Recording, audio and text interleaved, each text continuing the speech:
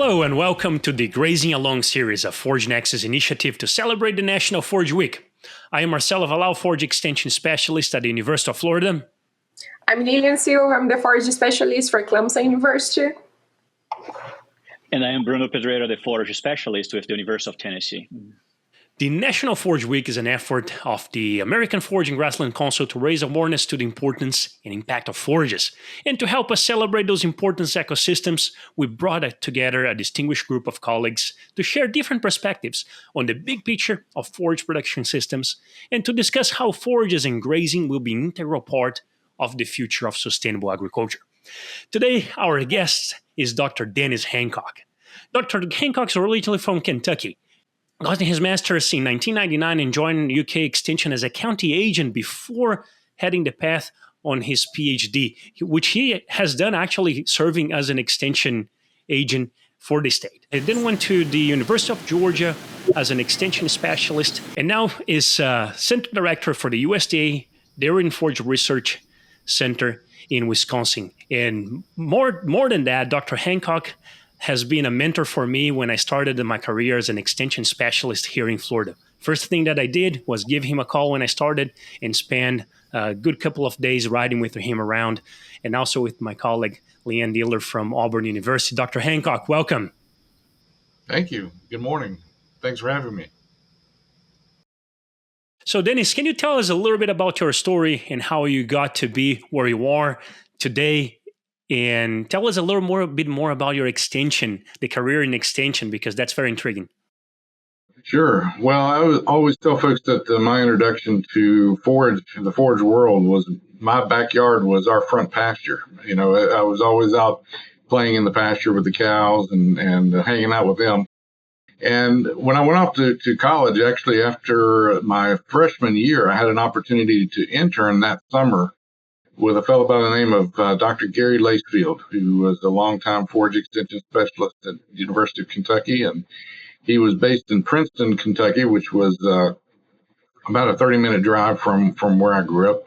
And so I was able to work that summer with him. And that led to further internships and ultimately a graduate program at the University of Kentucky, and spending some time as an extension agent and then coming back as a statewide specialist in precision agriculture at the time, which was new, and was able to work full time while I finished my PhD part time, and then ended up spending about 14 years at the University of Georgia as a forage extension specialist, sharing some of the research that we did there, as well as the history of research in the Southeast. And in the latter part of that time, the last probably 2 or 3 years while I was at the University of Georgia, I had the opportunity to serve on the stakeholder committee for here at the Dairy Forage Research Center. And when the opening for the position of center director came up, the longtime center director, 2 center directors ago, Dr. Neil Martin, who also started as a forage extension specialist, encouraged me to throw my hat in the ring, and the rest is history. So that's great. That's good to hear from you, Dennis, today, and have you here with us. I want to jump on this and knowing about your history in the forage now as director of the center. You have been working with dairy for a while, right? Dairy cattle has been in your life for a while. So forages have always been part of the diets of livestock overall, right? But in the recent years, there has been an increasing effort to work and educate producers on the options for integrating dairy into forage systems, right? How can you talk a little bit about this? What is your perspective on this? How forages became, I would say, more important in this integration in the last few years? Well, the forage role is really because it's a relatively low-cost feed stuff, and particularly in a grazing system, it's extraordinarily economical. But even in confined feeding systems and areas in which grazing isn't necessarily always the opportunity that it is in other places, forage quality is extraordinarily important because it forms the basis of the diet. When we talk about forage in the dairy industry, we're largely talking about corn silage and alfalfa.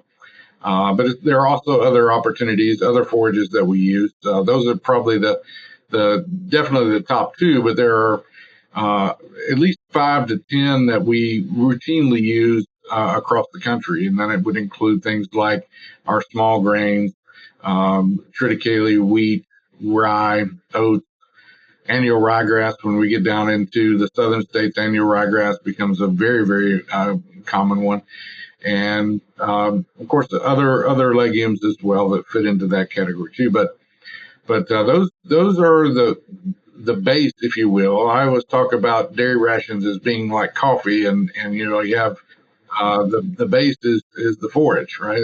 You start with a really good quality coffee bean, and then you go from there, and you add flavor to it or add supplements to it to really suit the need of the individual cow nowadays in some of our robotic systems. It's interesting, Dennis. I'm just going to follow up on Bruno's question. I've been interacting with a lot of the dairy farmers here, and actually some folks that are from the Midwest calling with interest in Florida dairy. And it seems like the dairy production and the forage production are two different entities. So the philosophy is I'm a dairy guy, let somebody else produce the forage. Well, I grew up on a dairy as well, and the main thing was how can we have our forage best. So it seems like we had a separation of those systems. Are we seeing now people more interested in, okay, we need to bring together those two components of the system again? Yeah, I think there definitely has been a history of kind of dividing into camps, if you will, the animal camp, the agronomy camp, and then even the animal health camp is even separate from that. But I think what we're seeing over the course of the last 10 to 15 years, especially, and really rapidly seeing more and more of that in the last 5 to 10 years, has been looking at it much more holistically. Not only understanding the dairy cow's needs and management of those dairy herds, but also understanding the fact that the feed that goes in is also going to have an impact not only on things like animal health as well as production, but also nutrient use efficiency and the fact that we have a lot of nutrients loading into the system around. And so from an environmental perspective, there's a lot of interest in looking at things in a more holistic way. And I'm kind of proud of the fact that our center really looks at things in a very holistic way in that sense. We don't just focus on the forage crop. We don't just focus on the dairy animal. We look at everything from the soil and the microbes in the soil all the way through the animal, all the way out to the other end of the animal, and the environmental fate of all those nutrients and even things like pathogens and so forth as well. So it's a very holistic approach. On that line, then, so for all industries on the recent years, we have really been trying to increase the sustainability and really try to understand better and more about what is like the carbon footprint and how we can reduce those numbers, and especially the greenhouse gas emissions that are related to the activities. So do you see that the industry is being more open to incorporate sustainable practices that would be related to forages inclusion as well, and to really try to focus on that part? Without question, I think we're seeing a huge influx of interest in that, not only among the producers, but especially among those that buy the product. I've met with several companies and consortiums of companies who are really looking at ways of better honing in on what are sustainable practices. And so they're really keen on buying products that are sustainably sourced. And I think we're going to see even more of that over the course of the next 10 to 15 years because of this interest. There's definitely a draw from the public for this, and the corporate interests of those companies that really are the last step before the consumer, right? They're the ones that are really driving that train. So that all really comes back to forages, though, because when you think about sustainability in the context of dairies, the most sustainable dairies are those that are sourcing almost all of their feed from their land base. And in a situation like our dairy, for example, our research dairy, we have 6 base ingredients in our diet. And of those 6, we produce 4 of the 6. The other 2 are canola meal and lactating mineral. Those we just can't produce on our own, but the rest of those are produced on our farm. And so we have a more closed system in this circular nutrient economy where we apply it to the soil in the form of manure. It's harvested by the crop itself, and when we harvest the crop and feed it to the cows then harvest that and turn it into milk and dairy products. And then we're able to return what's left over in the form of manure right back to the land again. So that circular economy is crucial to sustainability, economics, and forages are the big part of that whole equation. And that leads me with the economic part of this, right? We need to open that box a little bit. As a 5th generation of livestock farmers myself, every time we are talking about sustainability and carbon footprint, I can see people at home asking me, okay, how are you going to afford this, right?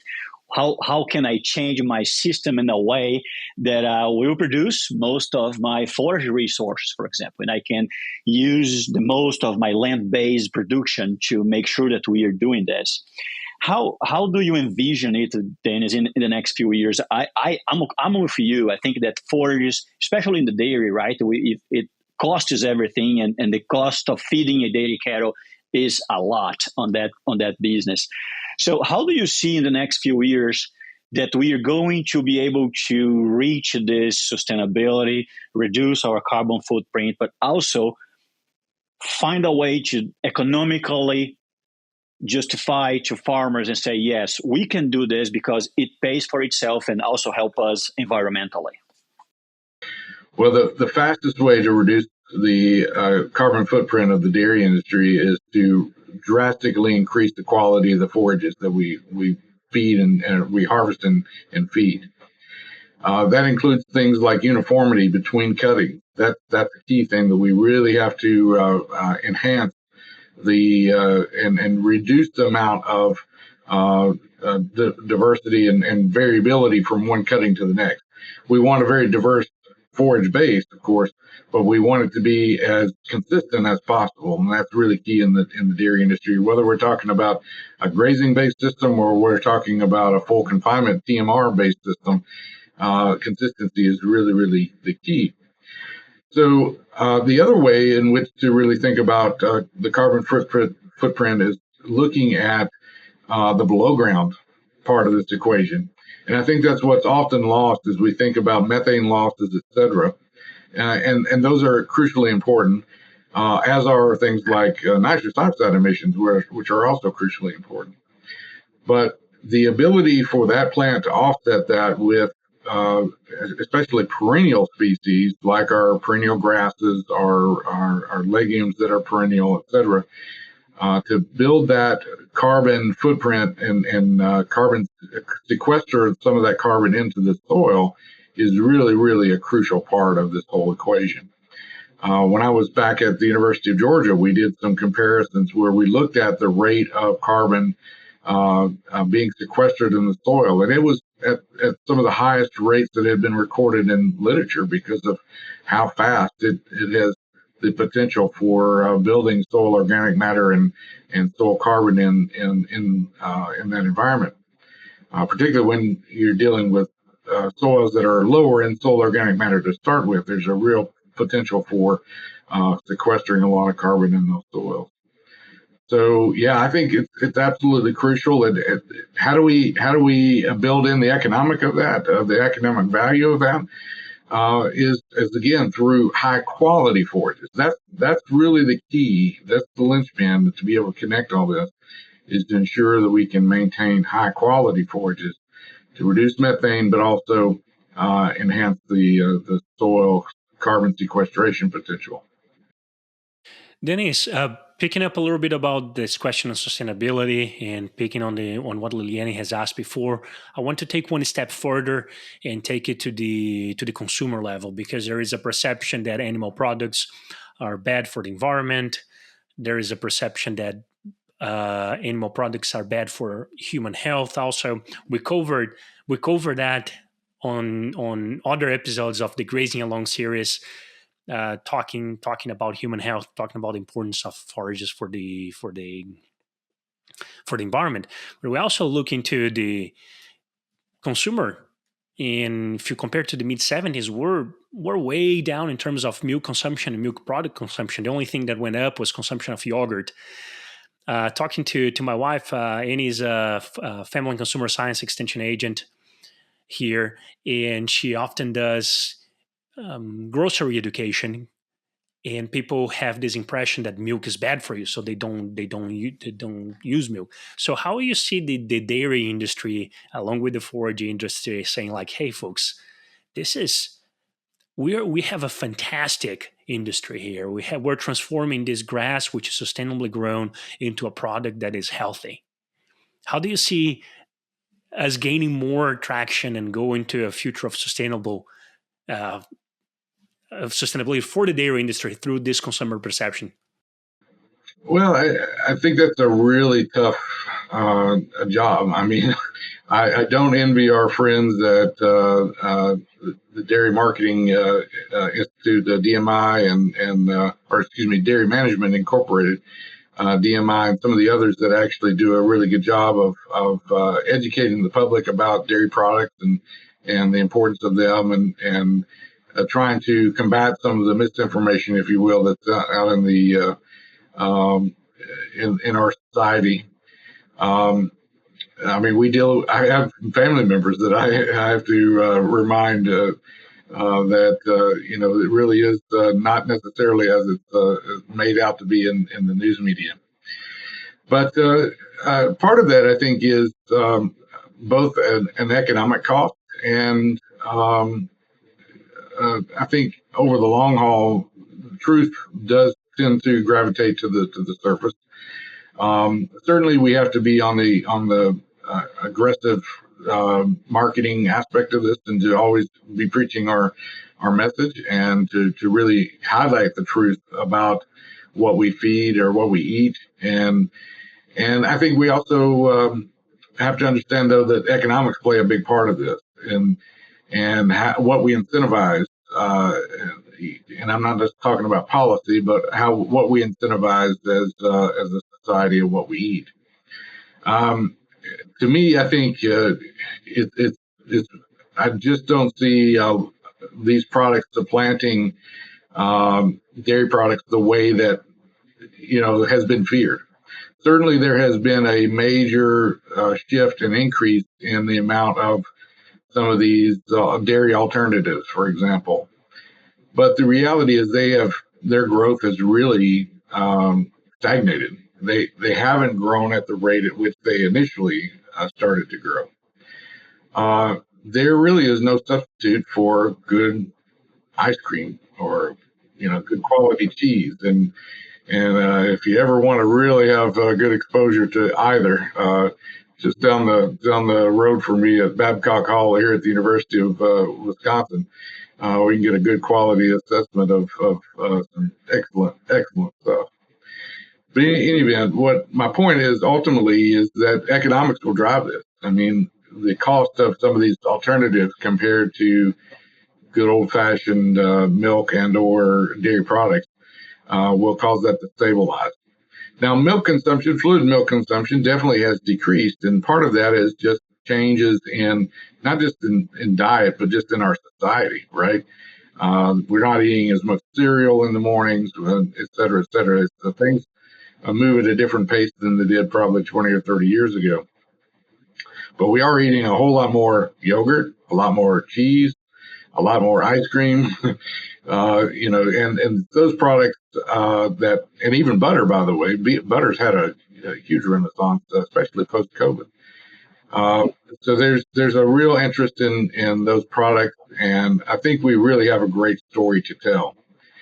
It's up to us as the dairy industry writ large, not just the four of us, but the up to us as an industry to really talk about the value of those products. You bet. I'm a firm supporter of the dairy industry, and especially on the butter use.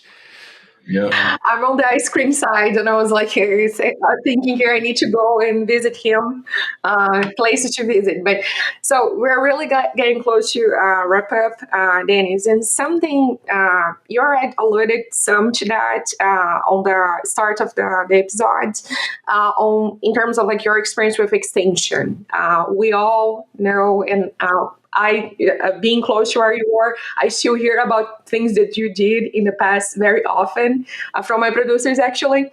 And as someone who was able to really develop a strong program in extension and really well-known program as well, because we all know about the things that you did while you're here. So, a couple of points that really it would be really nice to have some of your insight would be, what are some of the factors that you think that really contributed to like when you were building your program? What are some of the points that you think that worked really well that could be beneficial for us here, and also for everybody else that's interested in forest research and will be going on a direction of becoming a specialist later, and especially in extension. And also, even on the line of what Marcelo asked you just now, just role of communicating to producers and to public audience has becoming more and more important with the past years, especially with a lot of internet information that's available there very easily, and misinformation that people end up consuming that just because it's available. So like, how do you see that we can effectively communicate what we do, and the points that are really research based, and how things could improve to producers as well and the general public? Well, first of all, thank you for those kind comments. I appreciate that. I really am proud of what we, and I seriously mean this, it was a team effort of what we were able to accomplish when I was at the University of Georgia. I think that's one of the big keys associated with having a good team of folks who really were dedicated to doing that. And that included a lot of graduate students, as well as extension agents, technicians, postdocs, etc. The other thing, by the way, I would always remind folks is that comparison is the thief of joy. So don't compare mine, what you saw from me, because there was a lot that went into that probably you don't know, or that you don't necessarily have at your disposal. So I think you have to do what you can with what resources that you have. And all three of you, by the way, are off to a roaring start. I really appreciate and admire from afar what you're doing. But I think one of the big key messages is, if I got to boil it down to just one, in the interest of time, is you have 2 ears and one mouth for a reason. If you can listen twice as much as you talk, and over the course of your career, you'll be much more informed about what the needs are and how you can be the most effective. Really sitting down with mentors and stakeholders to really know how to communicate, how to provide answers, and how to link up with those who are what I always call lighthouse producers, the people that everyone else is looking at. Those are the ways in which you have the greatest impact overall. And by the way, as you go through that process, my encouragement to you is to make friends. I get emotional even thinking about it, because I made a lot of friends in that process, and I count you among those. But I think that's really the best part of the job, is making friends.